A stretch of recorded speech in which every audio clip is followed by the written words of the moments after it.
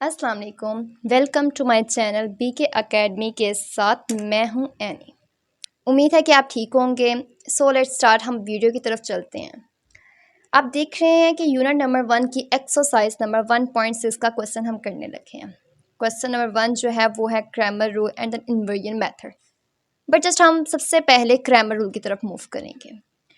अक्सर बच्चों को क्रैमर रूल बहुत ज़्यादा डिफ़िकल्ट लगता है और मोस्टली पेपर्स में क्वेश्चन भी यही आता है, कभी क्रैमर रूल और कभी इन्वर्जन मेथड। चलें अब हम इसको आज करेंगे बहुत इजी मेथड से, जिससे आपको बहुत अच्छे से समझ आ जाएगी और आपके लिए अपने बोर्ड के एग्जाम्स में नंबर गेन करना भी इजी हो जाएगा। So let's start. जैसे कि आप देख रहे हैं कि हमें क्वेश्चन दिया हुआ है। अब आप सबसे पहले स्टेप नंबर 1 में इसको लिखने का मेथड देखें। मैंने ऑलरेडी स्टेप दे दिया हुआ है ताकि इजी हो जाए, टाइम लिमिट भी इतनी ज़्यादा नहीं होती। So let's start. 2 3 -2 और 2। आप देख रहे होंगे कि मैंने प्लस क्यों नहीं डाला, माइनस डाल दिया। इसका प्लस क्यों नहीं डाला मैंने, तो मैं आपको बताती चलूँ कि प्लस डालना ज़रूरी नहीं है, ठीक है। माइनस को मेंशन करना बहुत ज़रूरी होता है। कोई सा भी क्वेश्चन हो, आपने माइनस डालना अगर वैल्यू के साथ है।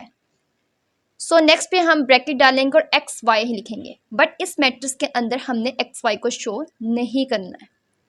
इक्वल लगाने के बाद हम इस साइड की वैल्यू को लिखेंगे 4 और 6 को। अब हम इनको नाम दे देते हैं। मैं इस मैट्रिक्स को नाम दे देती हूँ ए का, एक्स वाई की मैट्रिक्स उसको नाम दे देती हूँ एक्स का, एंड देन जो इक्वल के बाद इसको मैं नाम दे देती हूँ बी का। स्टूडेंट्स सबसे पहले हम देखेंगे कि जो ए हमने क्रैमर रूल करना है, उसमें हमारे पास चाहे इन्वर्जन मेथड हो तो चाहे क्रैमर हो, हमारे पास डिटर्मिनेंट का होना बहुत ज़रूरी है। सबसे पहले मैं आपको डिटर्मिनेंट लेना सिखाऊंगी। डिटर्मिनेंट कैसे लेते हैं, सबसे पहले आपने ए, डिटर्मिनेंट का निशान जो है वो बिल्कुल ऐसे होता है, सीधे। ये लगाना बहुत ज़रूरी होता है ताकि एग्जामिनर को आइडिया हो सके। इक्वल लगाने के बाद हमने वैल्यूज एक ही लिख देनी है, 2 3 -2 और 2। ध्यान रखिएगा कि हमने ब्रैकेट नहीं लगानी, हमने डिटर्मिनेंट का निशान लगाना है। इसको लगाने के बाद हमने इसको क्रॉस मल्टीप्लिकेशन करनी है। इसकी ए लगाने के बाद डिटर्मिनेंट हमने मल्टीप्लाई करना है। पहले 2 मल्टीप्लाई बाय 2। डिटर्मिनेंट के जो मिड में साइन होता है वो हमेशा माइनस का होता है, इसमें आपने कंफ्यूज लेना। और डिटर्मिनेंट का क्वेश्चन हमेशा शॉर्ट में भी आ जाता है, तो आपने बिल्कुल भी कंफ्यूज नहीं होना है। सेकंड पे -2 और 3 ऐसे। आपने ये ब्रैकेट जरूर लगानी, क्योंकि दोनों साइन एक साइड जैसे नहीं रख सकते, आपने एक ब्रैकेट लगाना, छोटी ब्रैकेट लगाना बहुत ज़रूरी है।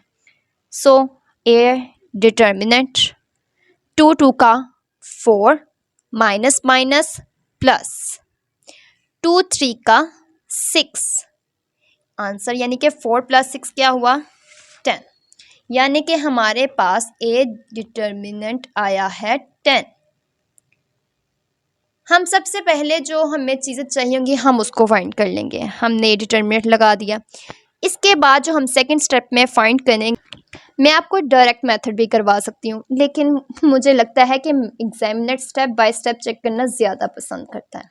तो मैं आपको स्टेप बाय स्टेप ही समझाऊंगी ताकि आपके लिए भी ईजी रहे और एग्जामिनर भी खुश हो जाए। सो लेट्स स्टार्ट, मूव करते हैं अपने क्वेश्चन की तरफ। सबसे पहले इसके बाद आपने ए डिटर्मिनेंट लेना है। सबसे पहले आप अपने अगर मैथ करना होता है ना, तो मैं आपको एक एडवाइस करूँगी, हमेशा स्टेप बाय स्टेप चलें, क्योंकि एक स्टेप बाय स्टेप जो प्रॉब्लम सॉल्व की जाए ना वो बहुत ईजीली हो जाती है। सो स्टेप नंबर 1 पे आपने ये लिख लिया, स्टेप नंबर 2 पे मैंने determinant, and then step number 3 पे आपने जब मूव करना है तो ए एक्स का डिटर्मिनेंट लेना है। अब आप देख रहे होंगे ए एक्स कहाँ पर है। अब मैं आपको ए एक्स की वैल्यू लेना सिखाती हूँ। आपने डिटर्मिनेंट का साइन लगाना है। आपने जब भी डिटर्मिनेंट लेना है उसका साइन ज़रूर लगाना है। सो इसको लेने के लिए सबसे पहले जो है आपने वैल्यूज लिख लेनी है, ये वाली।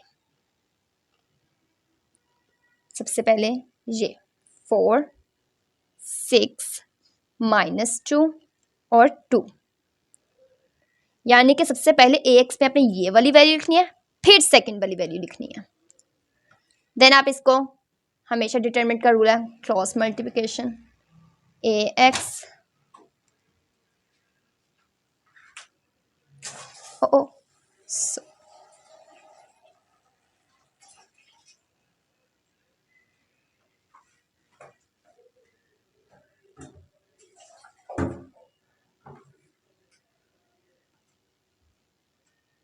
हमने मल्टीप्लाई करना है। 4 2 का 8 माइनस माइनस प्लस 2 6 का 12, यानी इसका आंसर निकला है हमारे पास 20। अब हम फाइंड करेंगे ए वाई डिटर्मिनेंट। अब हमने ax की वैल्यू नहीं डालनी, अब इसको भी फाइंड करना है। इसकी वैल्यू को हमने डालना कैसे है, सबसे पहले हमने ये वाली वैल्यू लिखनी है 2 3 4 और 6। अक्सर बच्चे इसकी वैल्यूज को फाइंड करने में थोड़ी प्रॉब्लम कर देते हैं कि थोड़ी ऑपोजिट लिख देते हैं, बट आपने अपने माइंड में रखना है पहले सबसे ये वाली ax में और फिर ये, और ay में आपने सबसे पहले ये वाली वैल्यू लिखनी है और फिर ये वाली लिखनी है। आई होप सो आपको इतना समझ आ गया होगा। हम आगे चलें, हमारे नेक्स्ट स्टेप में हमने इसको 2 और 6 को मल्टीप्लाई करना है।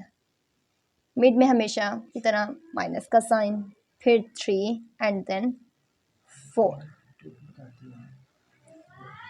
ए वाई हमारे पास आए 2 6 का 12 और 3 4 का 12, सो इसका आंसर हुआ 0।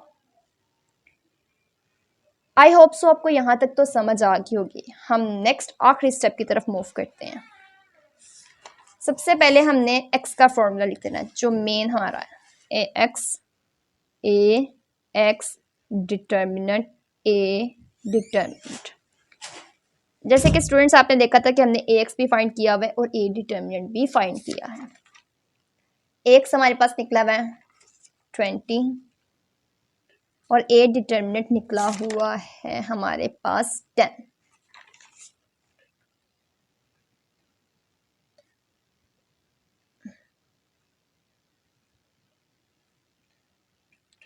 ये हमारे पास x का आंसर आ गया। सो अब हम y की तरफ चलते हैं।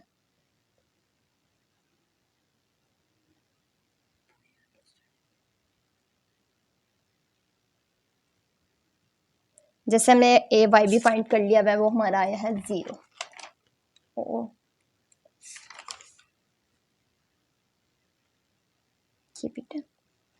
टेन में 0 में जो भी डिवाइड किया जाए वो हमारे लिए 0 ही कंसीडर होता है।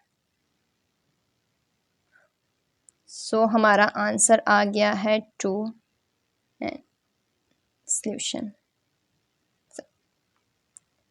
आई होप सो गाइज आपको ये क्वेश्चन बहुत अच्छे से समझ आ गया होगा। काइंडली आप इसको नोट करके इसकी काफ़ी बार 1 से 2 बार प्रैक्टिस करेंगे तो आपको बहुत अच्छे से ये समझ आ जाएगा। सो हमारी वीडियो यहीं पे ख़त्म होती है, लेकिन ख़त्म करने से पहले मैं आपको एक बात कहना चाहूँगी कि अगर आपको ये वीडियो पसंद आती है तो काइंडली इसको लाइक शेयर और सब्सक्राइब करना मत भूलिएगा। एंड इसके अलावा अगर आपको कोई भी अदर इन्फॉर्मेशन चाहिए हो या किसी भी क्लास के बारे में इन्फॉर्मेशन चाहिए हो तो आप मुझसे कमेंट सेक्शन में पूछ सकते हैं, मैं आपके लिए उसके मुताबिक वीडियो बना दूँगी। सो इसी के साथ मेरी ये वीडियो ख़त्म होती है। अल्लाह हाफिज़, गॉड ब्लेस यू।